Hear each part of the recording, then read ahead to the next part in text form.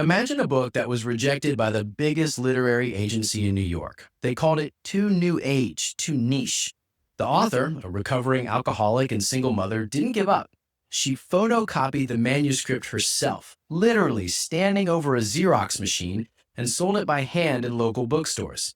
That stack of photocopied paper eventually became a global phenomenon, selling over 5 million copies.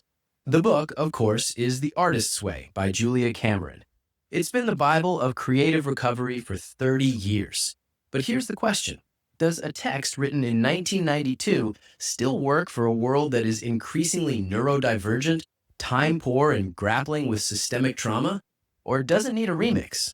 I'm Noah, and today we're exploring the history of this creative classic. And more importantly, we're looking at how a new community, Rewilding the Mythic Self, is radically adapting it. They're taking a 12-week course and stretching it into a year-long journey of ancestral healing. Eloise, welcome back.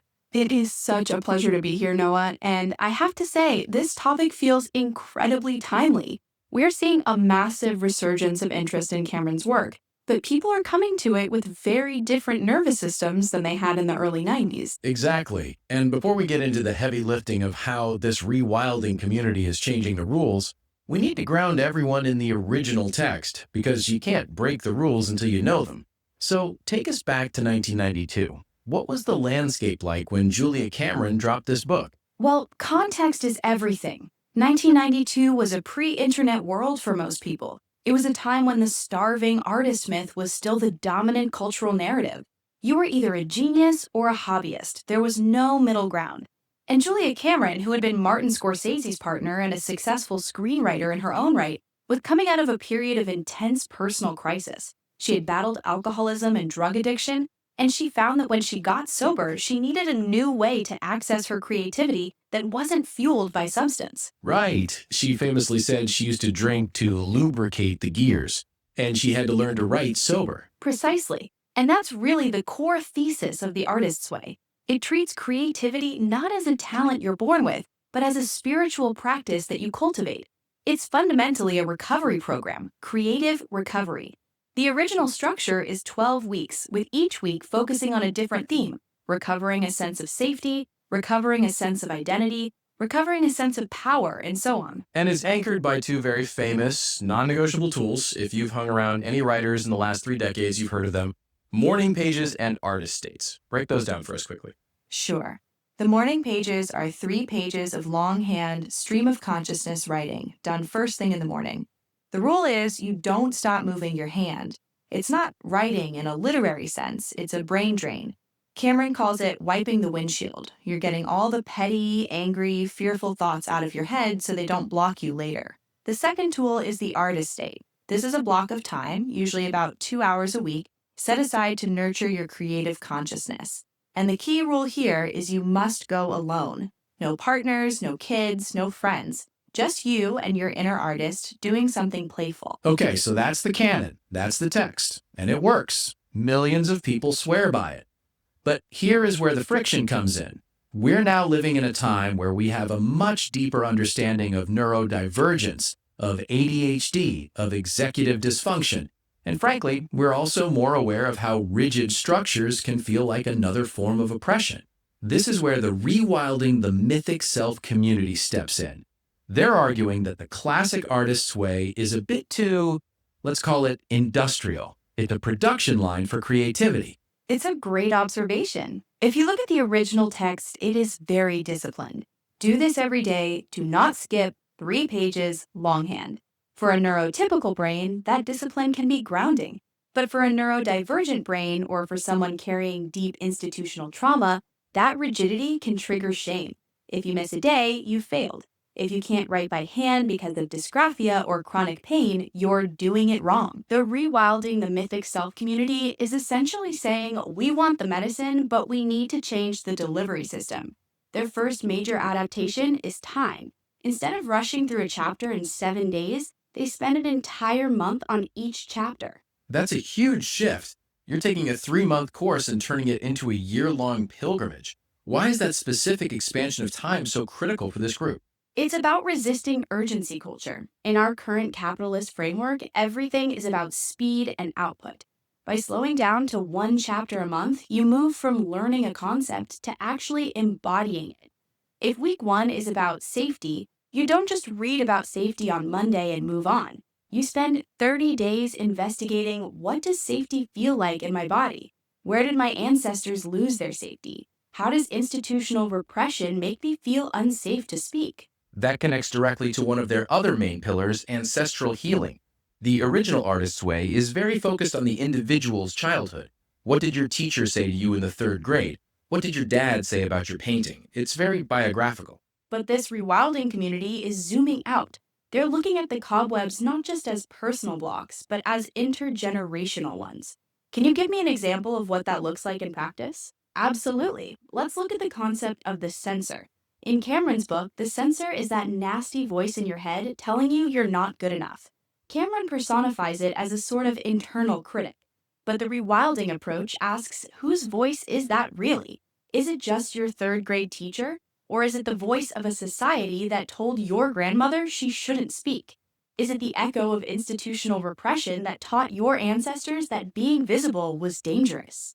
When you view the creative block through that lens, cleaning the cobwebs isn't just about self-help anymore. It becomes a ritual of breaking generational curses. It's heavy work, which is exactly why you can't rush it in 7 days. I love that reframing. It stops the shame spiral of, why am I so blocked? And turns it into, oh, I am carrying a historical burden that I am now choosing to set down. Let's talk about the tactics, though. Because morning pages, writing 3 pages by hand, is the sacred cow of this program. Julia Cameron is famous for saying you must do it by hand because it connects differently to the brain. But the rewilding community says, actually, no, we need options. Right, and this is where the neurodivergent adaptation is so brilliant. They are validating that the function of morning pages is to clear the mental clutter, not the form of handwriting. So if you have ADHD and sitting still to write feels like torture, they encourage voice notes. You talk out your stream of consciousness for 10 minutes while you walk or pace. It achieves the same brain drain without the somatic friction of sitting still. They also mentioned collaging and sewing. How does sewing replace writing a journal entry? It's about the meditative, repetitive state. Sewing, knitting, or collaging can induce that same alpha wave state that handwriting does.